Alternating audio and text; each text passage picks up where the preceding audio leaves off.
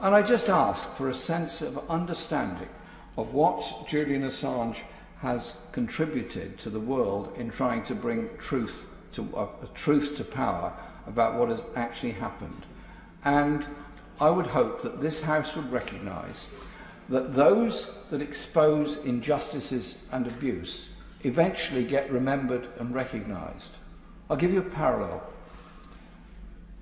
An unknown shipping clerk in Liverpool, J.D. Morel, observed things that were going back and forth from what was then the Belgian Congo in the late 19th, early 20th century. He was a shipping clerk. And he started to investigate the appalling abuses of human rights in the Congo. He got vilified for doing so. He got attacked for doing so. But he persevered and prevailed. Eventually came to this House, became a member, a minister, and so on. He exposed the truth, which eventually saved lives in the Congo.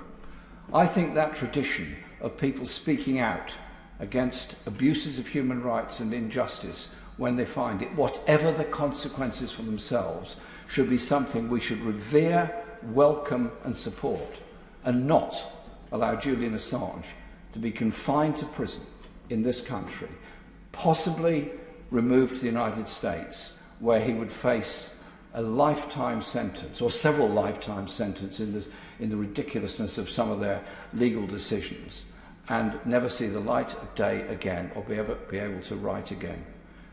I think we need to think very, very carefully about what freedom of speech is. And if we don't defend those that defend the right to know and ensure we get the right to know, then we demean ourselves in the process. I just hope over Easter people reflect on this, and our ministers in the Home Office and other departments will think for a moment about the consequences of denying the freedom to somebody that has ensured there is at least an understanding of how some of these atrocious wars and abuses of human rights came about. Hear, hear.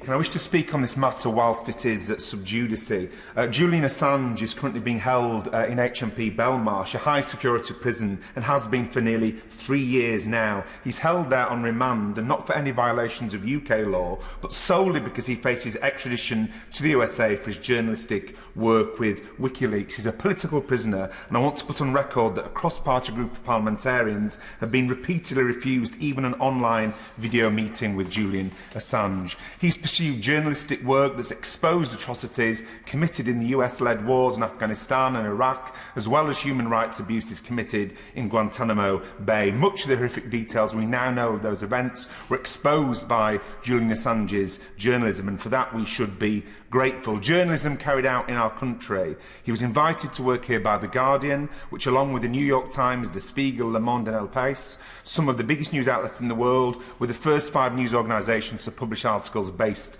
on his work. Journalism for which he's received numerous awards, yet now he faces extradition to the US and a prison sentence of up to 175 years in a super maximum security prison. Civil liberties groups and leading newsroom views the USA government's prosecution against Assange with deep alarm. Amnesty International has said prosecuting Julian Assange on these charges could have a chilling effect on the right to freedom of expression. The Secretary-General of Amnesty International labelled it politically motivated and unjustified, and said the case undermines press freedom, the rule of law and prohibition of torture. And Reporters Without Borders, the International Federation of Journalists, Press Freedom Group's Article 19, Index and the European Centre for Press and Media Freedom, as well as National Union of Journalists, issued a joint declaration stating that Julian Assange is being prosecuted for exposing US rendition on lawful killings and the subversion of the judiciary, and the UK government is allowing extradition proceedings to continue. The prosecution of Julian Assange was a political decision taken by the Trump